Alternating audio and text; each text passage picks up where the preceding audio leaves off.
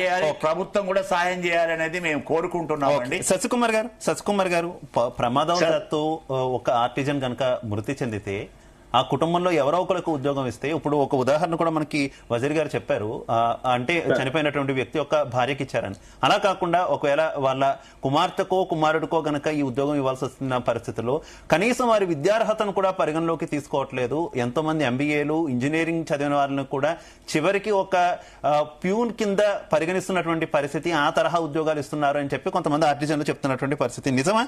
ఏంటి ఆ స్థాయి వరకు కూడా ఎందుకు అంత చులకన భావం? ఎందుకు అసలు ఆర్టిజన్ వ్యవస్థ మీద, ఆర్టిజన్ల మీద? వాస్తవానికి ఈ సిస్టమ్ మొదలు లేదు సార్. స్టార్ట్ చేసినప్పుడు ఈ సిస్టమ్ లేదు. రెండు సంవత్సరాల క్రితం ఏం చేశారంటే, వీళ్ళందరూ కూడా గ్రేడ్లు చేంజ్ చేయాల్సి వస్తుంది. వాళ్ళందరూ కూడా 5 years కంప్లీట్ అయిన తర్వాత వీళ్ళందరూ కూడా గ్రేడ్ చేయాలని చెప్పేసి వాళ్ళు స్టాండింగ్ ఆర్డర్స్ కూడా రాసుకున్నారు. దాని తర్వాత ఏమైంది అంటే, గ్రేడ్ కనుక చేంజ్ చేయాల్సి వస్తే గ్రేడ్ 1 ఉన్న వాళ్ళకి ఏం గ్రేడ్ ఇవ్వాలని ఒక డౌట్ వచ్చింది వాళ్ళకు. కాబట్టి అయితే కార్మికుల వైపు నుంచి ఆలోచించలేదు. క్వాలిఫికేషన్ బేస్ చేసుకొని వీళ్ళకి నౌకరీ ఇవ్వాలి, వీళ్ళ విద్యార్హతలను బట్టి వీళ్ళకి గ్రేడ్ ఇవ్వాలనే ఆలోచన లేకుండా రేపు మళ్ళీ ఫ్యూచర్ లో మాకే ఇబ్బంది వస్తుందో అనే మేనేజ్మెంట్ వైపు నుంచి ఆలోచించి పాపం వాళ్ళు ఎంబీఏలు చేసిన, వాళ్ళు పీజీలు చేసిన వాళ్ళకి గ్రేడ్ 4 నౌకరీ ఇస్తారు. ఇప్పుడు గత 2 years నుంచి అదే జరుగుతుంది. దీన్ని మేము ఖండిస్తాను మొదటి నుంచి కూడా. అది పద్ధతి కాదు. రెండోది ఏంటంటే, ఇంతకుముందు మీరు చెప్పారు పే స్కేల్స్ వచ్చే వరకు మీరు కనుక అనాలిసిస్ కనుక చేసి చూసినట్టయితే ఈ రోజు కనుక వాళ్ళకు ఈ రెగ్యులర్ పే స్కేల్స్ అడాప్ట్ చేసినా పెద్ద డిఫరెన్స్ ఏముండదు. ఆర్టిజన్ పే స్కేల్స్ తీసుకొచ్చి పెట్టినా వాళ్ళకి పెద్ద డిఫరెన్సెస్ కూడా ఏం రావు, ఆర్థిక భారం ఏం పడదు. కానీ ఆర్థిక భారం పడుతుందని చెప్పేసి అనే ఒక ఉద్దేశంతో వాళ్ళను కావాలని చెప్పేసి వాళ్ళ పే స్కేల్ దూరం చేస్తారు. ఇప్పుడు వాళ్ళకు 5 years కంప్లీట్ అయ్యి 7వ సంవత్సరానికి వచ్చిన వాళ్ళందరూ కూడా హెచ్జిపిలకు ఎలిజిబిలిటీ వస్తుంది. యాక్చువల్ జనరల్ ఏంటంటే 6 years కంప్లీట్ అయిన వాళ్ళందరూ కూడా హెచ్జిపి ఒకటి స్పెషల్ గ్రేడ్ ఇంక్రిమెంట్ అని చెప్పేసి ఇస్తారు.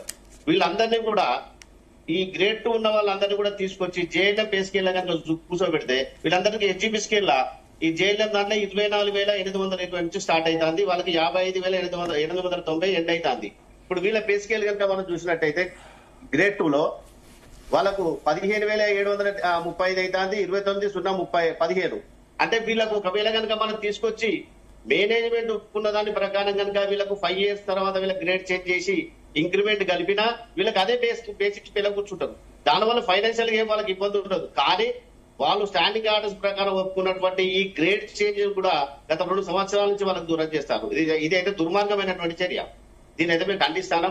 రెండవది ఏంటి అంటే, కనీసం వాళ్లకు విద్యార్హతలను బట్టి వాళ్ళ ఆర్టిజన్ వచ్చినప్పటికీ కూడా వాళ్ళ వారసులకైనా క్వాలిఫికేషన్ బట్టి ఇవ్వాల్సిన అవసరం అయితే ఉన్నది. దీనైతే పూర్తిగా ఖండిస్తున్నాం సార్. ఇది వెట్టి చాకిరి వ్యవస్థ. ఇది వాస్తవానికి నిజానికి కూడా మనం ఈ ప్రపంచంలో ఎక్కడ కూడా ఈ విధమైనటువంటి ఈ సిస్టమ్ చూడం. అసలు యాక్చువల్ గా ఈ అంతకుముందు వీళ్ళు చేసుకున్నటువంటి అగ్రిమెంట్ 12-3 అగ్రిమెంటే లోపభూయిష్టమైనటువంటి అగ్రిమెంట్. నిజానికి ఆ రోజులలో ఏం చేస్తారంటే వీళ్ళందరూ ఎంకరేజ్ చేస్తా అన్నారు. అన్ని కార్మిక సంఘాలతో సంతకాలు తీసుకున్న తర్వాత వీళ్ళని ఆర్టిజన్ చెప్పేసి డిక్లేర్ చేశారు. ఆ రోజు భారతీయ మజ్దూర్ సంఘ్ తరఫున మేమందరం కూడా దీన్ని వ్యతిరేకించిన. ఆ రోజు మేము అగ్రిమెంట్ మీద సంతకం పెట్టలేదు.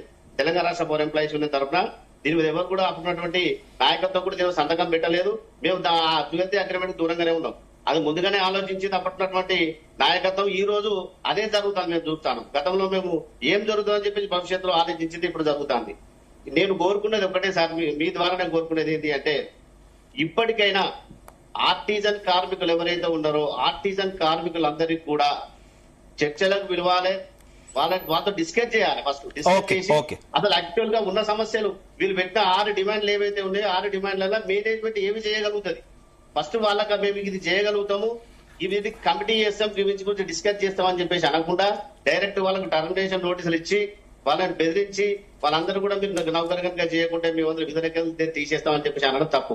రెండోది ఏంటంటే, కన్సోలేషన్ అడ్మిట్ అయిన తర్వాత 13వ తారీఖు రోజు కన్సోలేషన్ మీటింగ్ ఉందని చెప్పినాక కూడా మనకు టైం ఉన్నాక కూడా వాస్తవానికి కూడా లేబర్ కమిషనర్ గారు జాయింట్ మీటింగ్ పెట్టినప్పటికి కూడా 3 రోజుల టైం ఉన్నా కానీ తొందరపడి వాళ్ళు ఈ టర్మినేషన్ అగ్రిమెంట్లు ఇచ్చారు. అదైతే తప్పు సార్.